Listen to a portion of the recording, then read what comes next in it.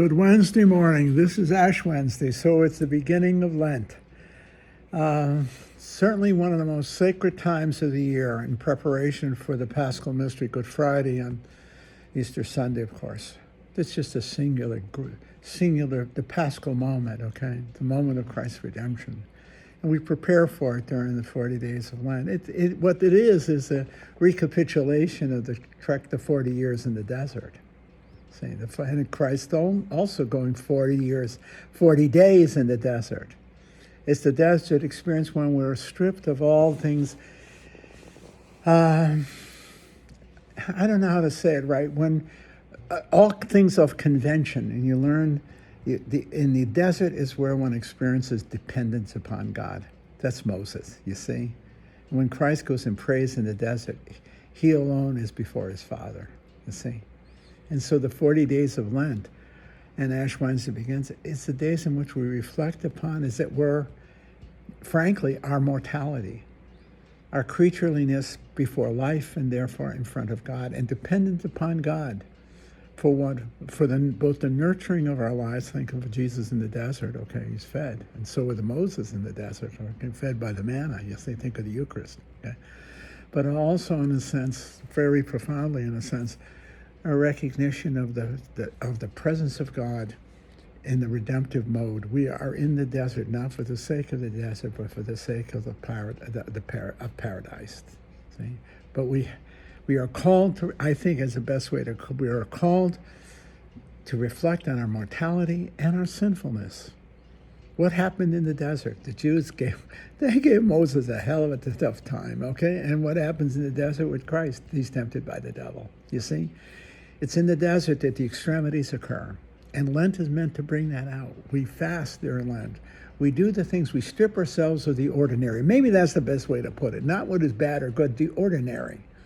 And in doing that, reflecting upon our mortality and our sinfulness, okay? Perhaps the habits that keep us from being faithful.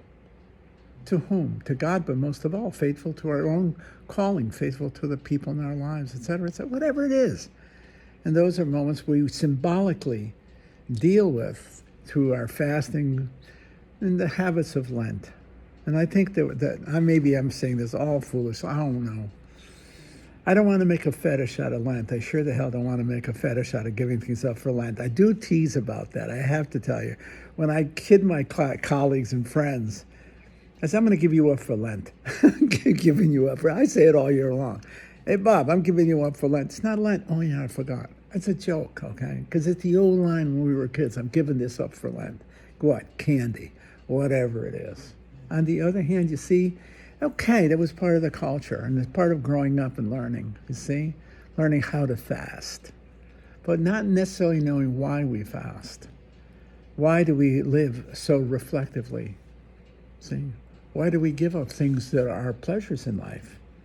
Because we want to recognize that they are fleeting, that there is something far more. That's the beauty of the desert experience. Nothing comfortable in the desert, but the journey is sacred, and we are heading to the fulfillment of it all, you see? And it could also be a time, I think about this, if you got to give up a bad habit, this is the best time to try to do it because you can't negotiate the date. When I had to quit smoking, I used to smoke like a chimney. I was inhaling cigars.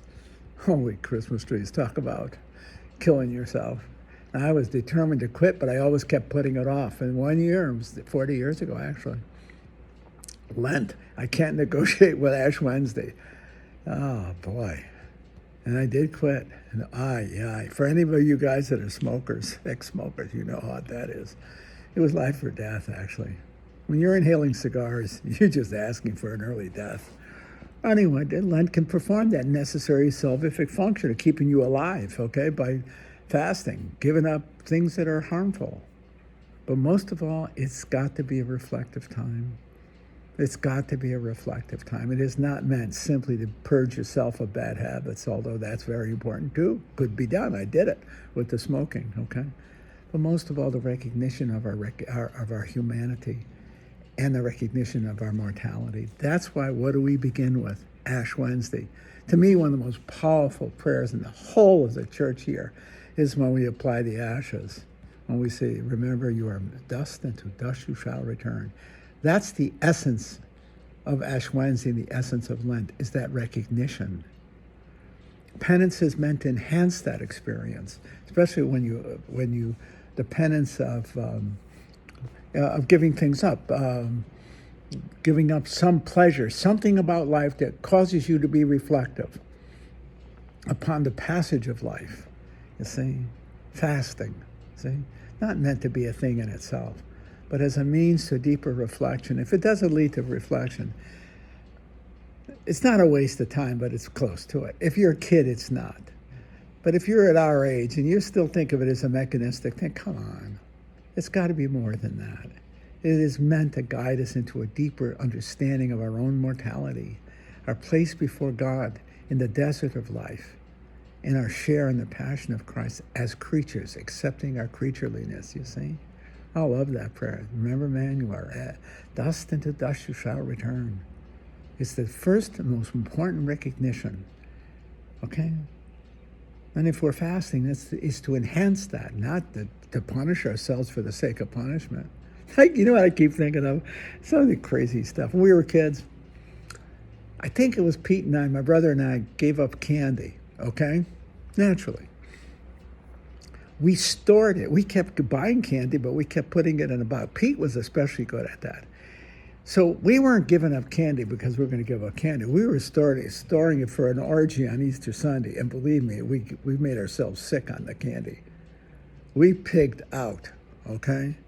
That's not penance, what we were doing. It was a penance, but what it really was, it didn't have that reflective point to it. It was just doing it because that was what we were supposed to do. But we were 10, 11 years old, 12 years old. You don't do that at 60 years old. At 60 or 70 or 80 or 50. You do it because you're right. Either you need to quit eating the candy and you're trying to acquire some virtue in places of vice, let's say indulgence, okay? Or you simply because you're entering into a reflective time in life when you accept your own temporality, your own mortality. And there's a depth to it. So you're not getting it all together so that you can gouge yourself on candy or sugar or something else come Easter Sunday, you see. You're looking far beyond that. You're recognizing that the penance is meant to purify the soul. What does Joel say in the first reading? See, return to me, he says, return to me with your whole heart, with fasting and weeping and mourning. But this is the key line. Rend your hearts, not your garments, and return to the Lord your God. See, purify your heart. It's not for the sake of penance. As such, it's to render the heart open to the divine presence. See, the enemy of religion is not. I only put it this way: the enemy of religion is the commonplace. When you accept the commonplace merely for the sake of the commonplace, and don't recognize and see in yourself a calling to something far greater. What to be honest, what is in education, the enemy, okay? The enemy of excellence is not stupidity, is comfort with mediocrity. Because you can't do anything with it. Better you flunk a course than be satisfied with the C. Because you get the F, you're going to do something about that. The C, you're complacent with mediocrity. It's tough to redeem the mediocre from mediocrity. I've got to be really blunt. The route to holiness isn't through innocence, but sometimes it might be through sin. When one recognizes the horror of what one has chosen to become, then one may be on the edge of what is holy. St. Paul is on the way to persecute the Christians.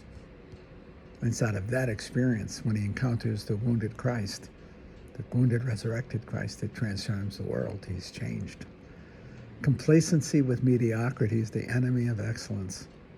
Holiness is not opposed by sin, but by mediocrity. That's the truth. God save us from the mediocre. Honest to God, because you don't have a sense of the need of redemption. I'm fine. I'll give you one more. I got a few seconds left, and I'll say it. You want to know the enemy of marriage? Is complacency. You're content to be mediocre in the way you love each other. You're content to just play the roles.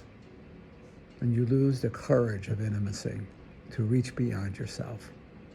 That's the truth. Anybody who's done marriage counseling knows I'm right. It's the worst form of infidelity. It's the infidelity of indifference, complacency with mediocrity. I think Ash Wednesday calls us to far more recognize who and what we are, creatures in the journey, human creatures in the journey toward God in the desert of life. Whatever we do during Ash Wednesday should lead us to reflect on that.